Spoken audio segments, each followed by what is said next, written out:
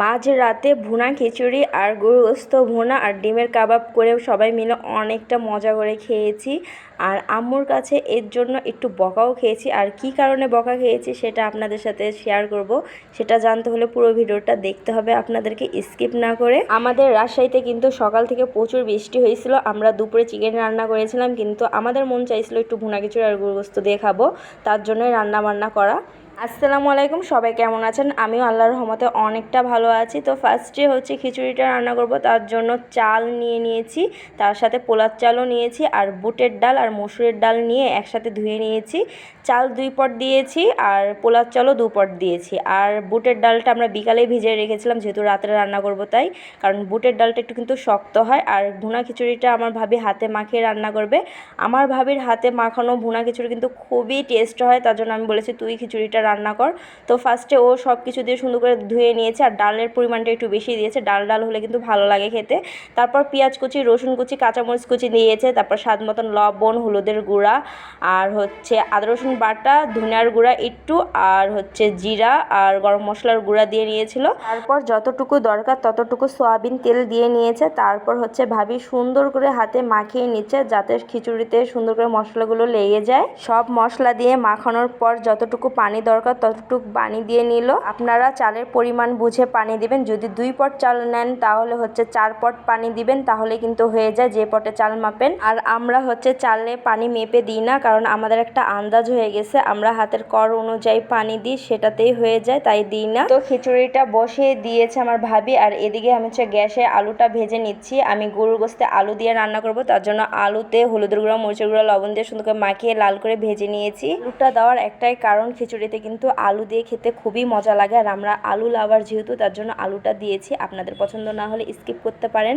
তো হাঁড়িতে হচ্ছে আমি তেল দিয়ে নিয়েছি, তারপর তেজপাতা, দারচিনি, লং, এলাচ সব দিয়ে নিয়েছি। তারপর পেঁয়াজ কুচি, কাঁচামরিচ কুচি, শুকনো মরিচ কুচি দিয়ে নিলাম, দিয়ে এটাকে এখন লাল করে ভেজে নিব। আর আমরা কিন্তু রাত 10টার দিকে রান্না বসাইছি, আমাদের রান্না কমপ্লিট হয়েছে 12:30টার দিকে। আমরা 1টার দিকে ভাত খেয়েছি। আম্মু অনেক না করেছিল, যেহেতু প্রচুর গরম পড়েছে, যে গরমে রান্না বান্না করতে হবে না, দুপুরে তো রান্না করেছো তা দিয়ে খাও, কিন্তু আমাদেরই ইচ্ছা হয়েছিল একটু ভালো কিছু খাবো। আমরা যেহেতু বাঙালি, একটু ঝড় দেখলেই খেতে মন চায় খিচুড়ি, তো ঝড়ের জন্য খিচুড়ি রান্না করছিলাম। রাতে ঝড়ই বন্ধ হয়ে গেছে, তো গল্প করতে করতে আমি আদা রসুন বাটা দিয়ে ভেজে নিয়েছি, তারপর পেঁয়াজ আর শুকনো মরিচ বাটা দিয়ে নিয়েছিলাম, দিয়ে সুন্দর করে ভেজে নিয়েছি, দেখতেই পেয়েছেন। আর পেঁয়াজ আর শুকনো মরিচ বাটাটা দিলে কিন্তু মজা হয় গরুর গোশতে। আর শুকনো মরিচ যদি বেটে দিই তাহলে কিন্তু তরকারির কালারটা খুবই সুন্দর আসে, তার জন্য দিয়েছি। যখন পুরা করে ভাজা হয়ে গেছে, তেল ফুটে উঠেছে, সে পর্যায়ে হলুদের গুঁড়া, মরিচের গুঁড়া, ধনিয়ার গুঁড়া, গরম মশলার গুঁড়া আর জিরার গুঁড়া আর স্বাদ মতন লবণ দিয়ে নিলাম। দিয়ে এখন মশলাটাকে আরও ভালো করে কষিয়ে নিব, একটু পানি দিয়ে ঢেকে দিব, যাতে সুন্দর করে মশলাটা কষে যায়, একটা সুন্দর সেন্ট বার হয়, তার জন্য। আর মাঝরাতে যে রান্না করেছি তার জন্য আম্মু বকে নাই, কী কারণে বকেছে আমি লাস্টে বলবো, আপনাদের সাথে শেয়ার করব, বলেছি তো করব, একটু ওয়েট করেন। আর আমার মতন আপনাদের সবার কি এরকম হয় একটু কমেন্ট করে জানিয়েন তো। যখনই ঝড় হয় তখনই খিচুড়ি রান্না করতে যাই, তখনই অফ হয়ে যায়। আমাদের রাজশাহীতে ঝড় বৃষ্টি হতেই চায় না, একটু যদি হয় দেখে একটু শখ করে রান্না করতে যাই, তখনই অফ হয়ে যায় ঝড়। আর এই ঝড় বৃষ্টিতে যাদের অনেক ক্ষতি হয়ে যাচ্ছে, যেসব অঞ্চলে প্রচুর বৃষ্টি হচ্ছে, তাদের জন্য নামাজ পড়ে দোয়া ছাড়া আর কিছুই করার ক্ষমতা নাই আমার। আমি আমার ফ্যামিলি তাদের জন্য অনেক দোয়া চাইছি আল্লাহর কাছে, তাদের জানি সেফটিতে রাখে, আল্লাহ জানি তাদেরকে সকল বিপদ থেকে মুক্তি করে দেয়। তো যাই হোক, এবার আমি হচ্ছে রান্নায় ফিরে আসি। আমার মশলাটা যখন কষানো হয়ে গেছে তখন আমি গরুর গোশত দিয়ে নিয়েছিলাম, তারপর নাড়াচাড়া করে আমি ঢেকে দিয়েছি কষানোর জন্য। আমি কিন্তু 10 মিনিটের মতন কষিয়েছি। তারপর হচ্ছে আমি প্রেসারে দিয়ে নিলাম, যেহেতু প্রচুর রাত হয়ে গেছে, সিটি তুললে তাড়াতাড়ি রান্না হয়ে যাবে, তার জন্য আমি প্রেসারে দিয়ে 3 সিটি মেরেছিলাম। আর গরুর গোশত কিন্তু সহজে হতেও চায় না, অনেকটা সময় লাগে, তার জন্য আমি ভাবলাম প্রেসারে দিয়ে দিই, তাড়াতাড়ি হয়ে যাবে। আর এদিকে হচ্ছে আমাদের ভুনা খিচুড়িটা হয়ে গেছে, অনেক সুন্দর একটা সেন্ট বার হচ্ছিল, কালারটাও কিন্তু অনেক সুন্দর আসছে। তো 3 সিটি এখানে মেরে নিয়েছি আমি গরু গোশততে, আর কিছুই হয়নি, দেখতেই পাচ্ছেন একদম শক্ত হয়ে আছে। এবার হচ্ছে আমি আলুটা দিয়ে আরও 2 সিটি মেরে নিব, এতে আলুটাও সিদ্ধ হয়ে যাবে, গোশতটাও অনেকটা সিদ্ধ হয়ে যাবে। তো আমি সুন্দর করে নাড়িয়ে চাড়িয়ে মিক্স করে দিলাম। এবার হচ্ছে প্রেসারের মুখটা লাগিয়ে আমি আবার বসিয়ে দিব 2 সিটির জন্য। সিটি যখন পড়তেছিল গরুর গোশতের এত সুন্দর একটা সেন্ট বার হচ্ছিল। তারপর হচ্ছে আমি যে হাঁড়িতে রান্না করেছি সেটাতে আবার ঢেলে নিয়েছি। তারপর এখন আমি আরও 10 মিনিট ভাজবো, একদম ভাজা ভাজা করে ফেলবো। আর এত সুন্দর কালারটা হয়েছে, দেখতেই পাচ্ছেন কতটা লাল লাল কালার হয়েছে, তাই না?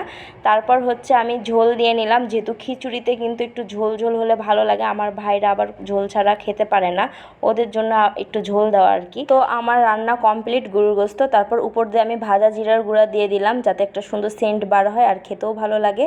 তো এবার আমি আসি হচ্ছে ডিমের কাবাব বানানোর জন্য। আমার ডিমের কাবাব খেতে মন গেছিলো, আর বেশি পাকনামু করলে যা হয় আমি বলতেছি কি কারণে কি হয়েছে।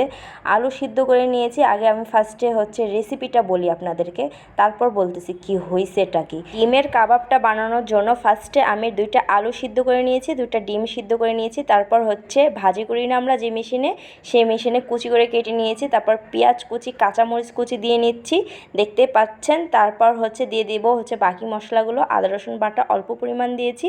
তারপর দিয়েছি মরিচের গুঁড়ো, আর হাফ চামচের থেকেও কম ধনিয়ার গুঁড়া, জিরা ভাজার গুঁড়া, আর একটু গরম মশলার গুঁড়া দিয়েছি, যেহেতু 2টা ডিমের করতেছি একদম অল্প।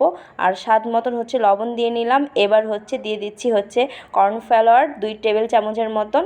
আর আপনাদের বাসায় যদি টমেটো সস থাকে সেটা অবশ্যই দেবেন, আমার বাসায় ছিল না তার জন্য দিতে পারিনি। আর ফ্রাইডে ছিল যেহেতু, এত রাত্রে আমি পাবোও না, তার জন্য আর দিইনি, এভাবেই করে নিয়েছি। তারপর আলু ভর্তা যেভাবে করেন সেভাবে আলতো হাতে করে নেবেন, একদম ভর্তা ভর্তা করা লাগবে না। এইবার আমি কাবাবগুলো বানানোর জন্য ফার্স্টে হাতে তেল দিয়ে নিলাম। তারপর হচ্ছে ভর্তাটাকে সুন্দর করে হাতে নিলাম, নিয়ে গোল করে শেপ করে নিচ্ছি। একদম আলুর চপ যেভাবে বানান বা কাবাব যেভাবে বানান সেভাবে শেপ করে নেবেন আপনারা।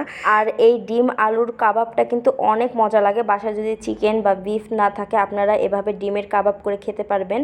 আর আমি মূল কথায় আসি, যে সমস্যাটা আমি করেছি আর কি, যে ভুলটা আমি করেছি, আমি যখন সবগুলো সুন্দর করে আমি শেপ দিয়ে বানিয়ে নিয়েছি, তারপর যখন ভাজতে গেছি, আমরা সাধারণত জালি কাবাব বা যে কোনো কাবাব বানাতে গেলে ডিম ফেটে নিই, কিন্তু ডিমের ভিতর ডুবে ডুবে দিই, বা হচ্ছে ডিমে ডুবানোর পর হচ্ছে বিস্কুটের গুঁড়া বা পাউরুটির গুঁড়া দিয়ে আমরা বানাই।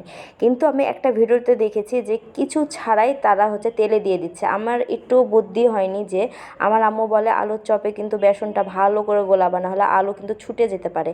আমি কি করেছি, তাদের ভিডিও দেখে হচ্ছে আমি কোনো কিছু না গুলিয়ে, যেহেতু ডিম ছিল না, আমি এভাবে দিয়ে দিয়েছি। দেওয়ার পর আমার তেলটাও নষ্ট, আমার খাবারটাও নষ্ট, একদম ছুটে ছুটে যাচ্ছিলো। আর এত পরিমাণে ফুটছিল, আমার চোখে পড়ে গেছে। এর জন্য আমার আম্মু আরও বেশি বকেছে। আমার আম্মু আমাকে বাঁচাতে যেয়ে আমার আম্মুরও চোখে পড়ে গেছে, আর পুরা তেল নষ্ট, আর পুরা আলুগুলো ঝুরি ঝুরি হয়ে গেছে। দেখতেই পাচ্ছেন একদম ঝুরি ঝুরি হয়ে গেছে, কিন্তু একদম নরম যেহেতু। আর এগুলো আমি রেখে দিয়েছি, ফার্স্টে যেগুলো ভেজেছি দেখেছি সেগুলোর পর আর দিইনি।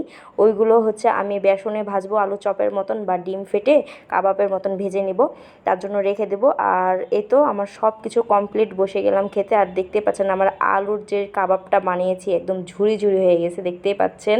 বাট খেতে কিন্তু অনেক মজা। আপনারা খালি আমার মতন এই ভুলটা করবেন না, ডিমে ফেটিয়ে দেবেন বা বিস্কুটের গুঁড়া দিয়ে বা বেসন দিয়ে, যেটাই পারেন সেটা দিয়ে একটা ডো বানিয়ে করে নেবেন। আর আমার আম্মুর বকার একটাই কারণ, ভিডিও দেখে আমি এটা সেটা বানিয়ে নষ্ট করি, তার জন্যই বকেছিল আর কি। এইবার আমি খাবারের কথায় আসি। খিচুড়িটা একদম ঝরঝরা হয়েছিল আর এত মজা হয়েছিল, আর ডিমের কাবাবটাও অনেক মজা হয়েছিল, যেহেতু আমার মাখানোটাও ভালো হয়েছিল, খালি ঝুরিয়ে গেছে। আর গরুর গোস্তটাও অনেকটা সফট হয়েছিল, খেতে দারুণ লাগছিল। আমি তো অনেক মজা করে খেয়েছি, সাথে লেবু ছিল আর সালাদ ছিল। আর খাওয়া দাওয়া শেষ করে আমি একটু ঠান্ডা খেয়ে নিয়েছি। আমাদের ঘরে আবার যখনই ভালো কিছু খাওয়া হয় আমার ভাইরা ঠান্ডা নিয়ে আসবেই, এই ভাই আনে না তো ওই ভাই নিয়ে আসে, এরকমই হয় আমাদের ঘরে।